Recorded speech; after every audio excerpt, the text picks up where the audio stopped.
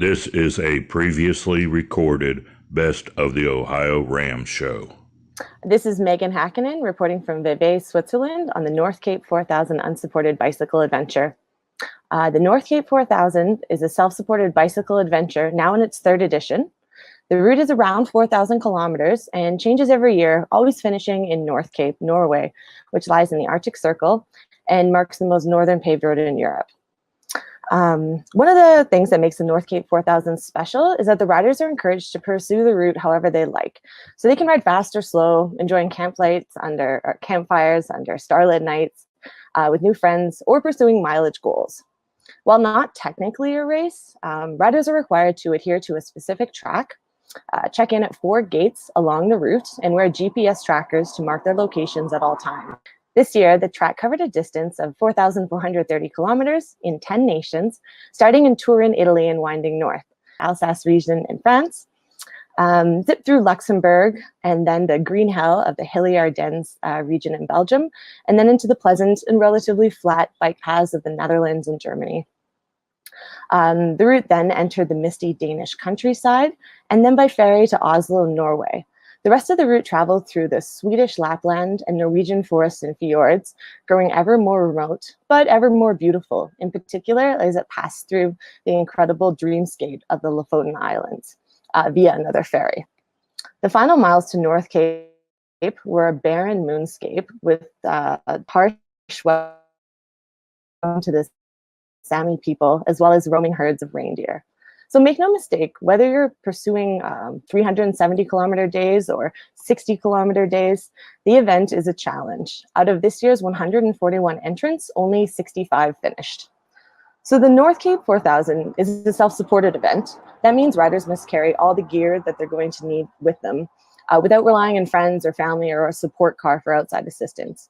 You're responsible for procuring your own food, shelter, and accommodation, but you're permitted to do this however you want. So you can eat at pizza parlors, grocery stores, you can visit bike shops, stay in hotels, or bivvy it out every night if you like. As long as you're acting independently without a support car or a team behind you, that's all good. Personally, I enjoy this style of riding. I like the challenge that comes with finding something to eat, a place to sleep at night, and all the rest. I really like the independence of it and the feeling of liberation as I roam vast tracts of countryside or forest, never quite sure of where my next sleep will come. So, an overview of my ride. I went into the North Cape 4000 with the aim of testing my limits and finding out how far I could go in a day. I had a lightweight setup with me, so I had frame bags and a seat post bag, and that carried all my tools, my bivvy, my sleeping bags, my electronics, my cold weather clothes, expecting temperatures to get down to around 0 Celsius. My plan was to cycle until about midnight, find a place to bivvy, have a protein recovery snack, get 4 hours of sleep, get up and do it again the next day. Since I'm not really a fast rider, I aim to ride long, steady days without taking too much time off the bike. So that's kind of how it played out. I mostly bivvied. I took hotel rooms when I needed to shower or change my shorts. By change, I mean wash and put on clean shorts and charge my electronics. The first night I got soaked, and so after that I started looking for more sheltered spots to bivvy. So I usually slept in bus shelters or sheds near fields or shelters on playgrounds. Especially as I got further north and temperatures dropped, the shelters really helped kind of make sure that I remained warm at night. At first, I would try and camp discreetly out of sight. And by the end of it, I was just pulling up at the first bus stop I saw after midnight, rolling out my bivvy and going to sleep, regardless of who or what was around. There's not many passing cars at night anyways, and I was just so tired I could sleep anywhere. I ate at bakeries, supermarkets, gas stations, and hotel breakfast buffets. I just pull up when I caught the smell of bacon in my nose and ask if I could eat and pay a few bucks. Some of my staples were yogurt, chocolate milk, iced coffee, croissants, pastries, cookies, chocolate bars, grab-and-go sandwiches. The first 2,000 kilometers to the ferry terminal in Denmark, and then the rest of the race from Oslo to North Cape. So the ferry leaves once a day from Oslo, or to Oslo. It's 9 hours.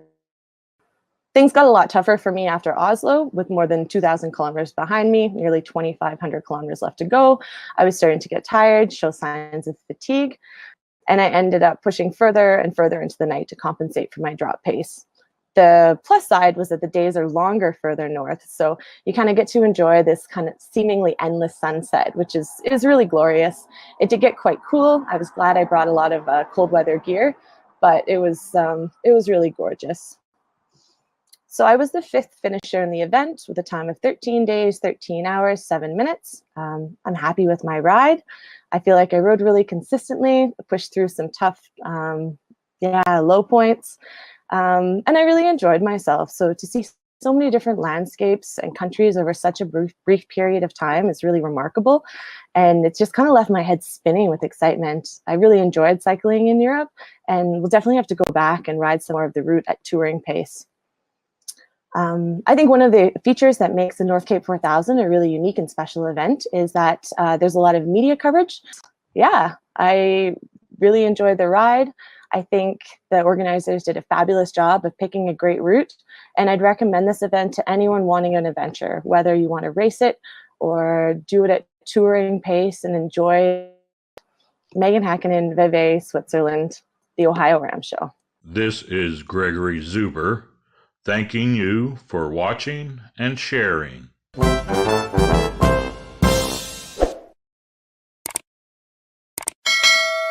Music by Kevin MacLeod.